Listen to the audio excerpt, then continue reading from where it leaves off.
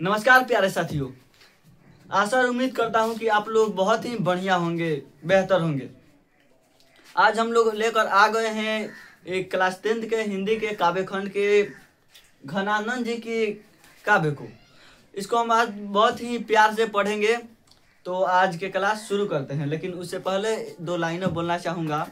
भगवान कहते हैं कि तू करता वही जो तू चाहता है, अंत में होता वही है जो मैं चाहता हूँ। तो तू कर वही जो मैं चाहता हूँ, लेकिन होगा वही जो तू चाहता है।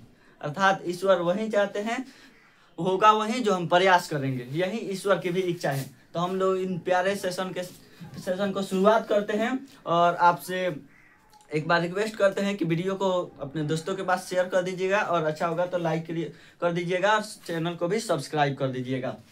तो देखिए, क्लास 10th के घनानंद जी का लिखा गया है, इसको हम लोग पढ़ते हैं। क्या है ये काव्य है, आप लोग जानते हैं।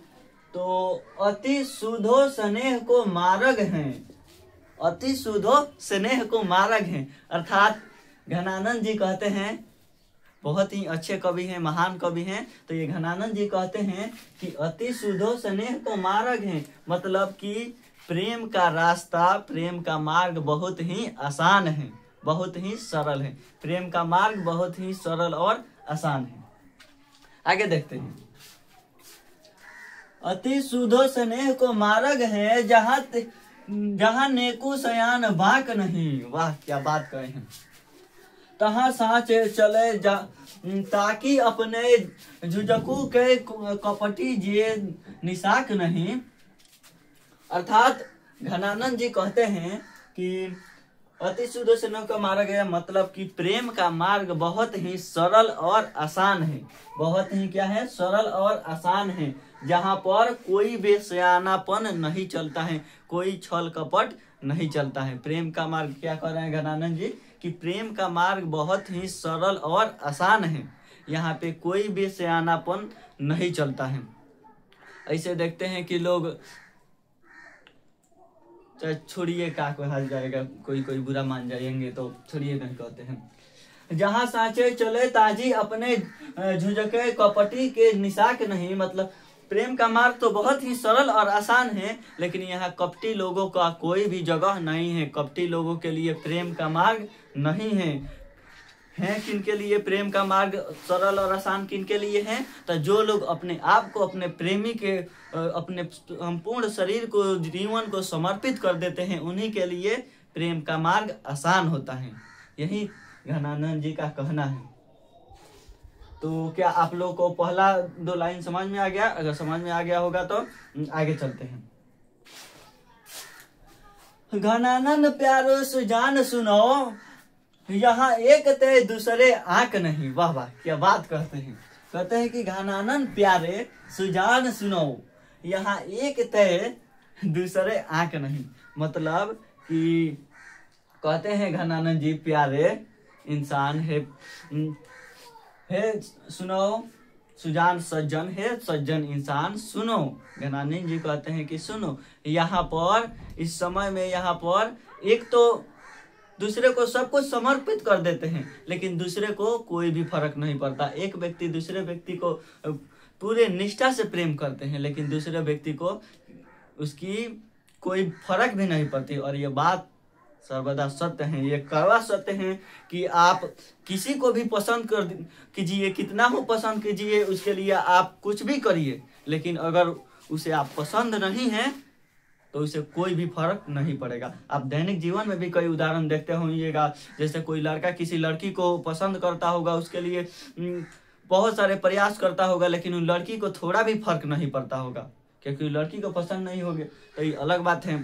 तो यही घनानंद जी कहते हैं कि यहाँ पे एक तो अपना सब कुछ समर्पण करने के लिए तैयार है, लेकिन दूसरा को कोई खाक फर्क नहीं पड़ता है। अगर समझ में आया होगा तो आगे देखते हैं। तुम कौन धो पाठी पढ़ो, हो कहो मन लेहूं पे देहूं छटाक नहीं।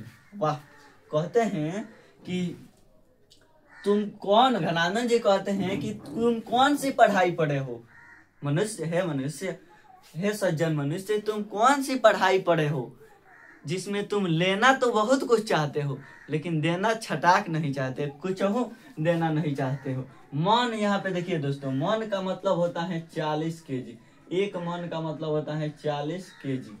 मन, एक मन का मतलब 40 केजी। अर्थात कहना चाहते हैं, घनानंद जी कहना चाहते हैं कि मनुष्य तुम कैसे पढ़ाई करे हो, क्या पढ़े हो कि लेना तो 40 किलो चाहते हो, मन भर लेना चाहते हो, लेना मन भर चाहते हो लेकिन देना कुछ भी नहीं चाहते हो, छटाक नहीं चाहते हो। तो इसी के साथ हमारा पहला पद खत्म होता है। अब हम लोग बढ़ेंगे दूसरे पद की तरफ। तो बताइएगा पहला पद कैसा लगा आपको, क्या समझ में आया है या नहीं। अगर समझ आ गया होगा तो वीडियो को एक बार लाइक कर दीजिए। आगे बढ़ते हैं, अब दूसरे काप की तरफ बढ़ते हैं।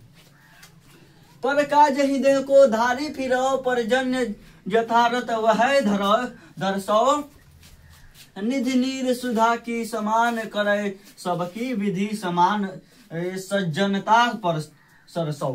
अर्थात कहते हैं महाकवि घनानंद जी कि हे मनुष्य, सज्जन मनुष्य, मेरी एक बात मानो।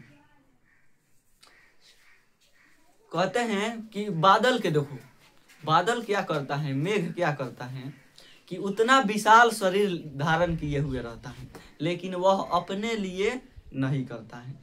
उतना विशाल शरीर धारण किए हुआ है दूसरों के लिए, हम धरतीवासियों के लिए, समुद्र के लिए। अर्थात कहते हैं कि तुम वैसे बनो, उस विशालकाय मेघ की तरह बनो, उस विशालकाय बादल की तरह बनो जो बहुत तो विशाल हैं लेकिन दूसरों के लिए। अर्थात कहते हैं कि परकाज ही देह को धारी फिरो, परजन्य यथारथ वह धरो। कहते हैं कि मनुष्य तुम उस प्रकार उस मेघ की भांति बनो, उस बादल की भांति बनो जो अपने लिए नहीं बल्कि दूसरों के लिए उतना विशाल शरीर को धारण करता है। निधि नीर सुधा की समान करो, सबही विधि सज्जनता सरसो। अर्थात कि तुम उस प्रकार उस बादल की तरह बनो जो दूसरों के लिए उतना विशाल शरीर धारण किए रहता है और धरती पर, समुद्र में अपने अमृत रूपी वर्षा के जल को धरती पर देता हो। अर्थात कि उस क्या करता है कि वह अपने जल को अमृत के समान बारिश की बूंद बन करके धरती पर अन्य जीव के लिए या फिर समुद्र में गिराता है। उस प्रकार से बनो, ये कवि का कहना है। आगे बढ़ते हैं। घनानंद जीवन दाय हौ कहूँ मोरियो पीर हिये परसो, कबहू वा बिसारी सुजान के आंगन मो असुवनई लवे बरसो। अर्थात कहते हैं महाकवि घनानंद जी कहते हैं कि अब की बार अपने लिए कहते हैं, घनानंद जी अपने दुख के लिए कहते हैं बादल से कि हे बादल, हे अमृत रूपी बारिश के बूंद करने वाले बादल, तुम मेरी एक काम करना। मैं बहुत पीड़ा में हूँ, मैं बहुत दर्द में हूँ, बहुत व्याकुल हूँ, इसलिए मेरे आँख से आंसू निकल जाते हैं। मेरे दर्द को, मेरे आंसुओं को, मेरे पीड़ा को ले जा करके और मेरी प्रेमिका, मेरे सुजान, मेरी प्रीतम के घर के ऊपर से बारिश को बरसा देना, ताकि वह उसमें भीग करके मेरे दर्द को, मेरे आंसुओं को महसूस कर सकेंगी, मेरे पीड़ा को महसूस कर सकेंगी। ये कवि रसखान जी का, घनानंद जी का कहना है, अपने लिए कहते हैं। तो क्या आपको समझ में आ गया? अगर समझ में आ गया होगा तो बहुत बहुत धन्यवाद वीडियो देखने के लिए। थैंक यू दोस्तों, लव यू। मिलते हैं अगले वीडियो में, तब तक के लिए जय हिंद,